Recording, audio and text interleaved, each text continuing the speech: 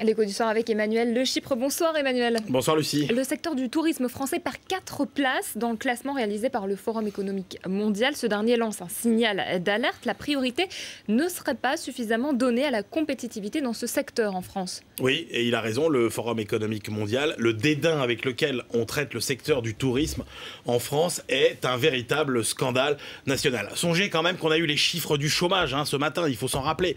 10% de chômeurs selon les chiffres de l'INSEE qui viennent après ceux du ministère du Travail de la semaine dernière. C'est pas calculé tout à fait pareil. Bref, la situation est catastrophique, c'est du jamais vu depuis 99.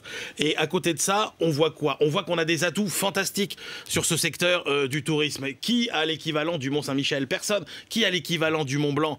Personne. Notre gastronomie, elle est enviée dans le monde entier. Nos vins, n'en parlons pas. Bon, on les cache. Je veux dire, on fait tout pour se tirer des balles dans le pied alors qu'on a un atout absolument considérable, qu'on cherche des milliers d'emplois. Franchement, c'est inacceptable. Mais qu'est-ce qui vous fait dire qu'on gaspille nos atouts?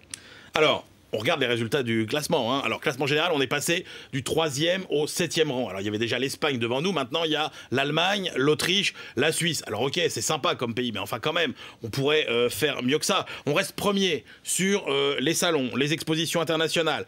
On apprécie les infrastructures comme le transport routier, le transport ferroviaire. En revanche, le secteur ne figure pas parmi les priorités nationales. On est au 35e rang sur ce critère, sur 140 pays. C'est quand même pas terrible. Jamais la France n'a eu un grand ministère du Tourisme.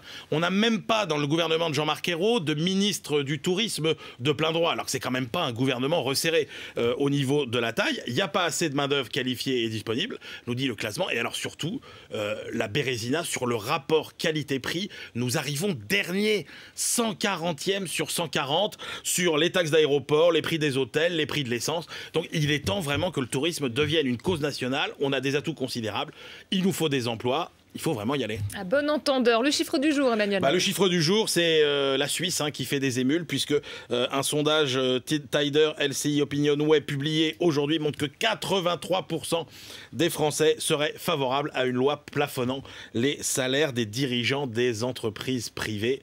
À bon entendeur, salut. Merci Emmanuel, c'était l'écho du soir.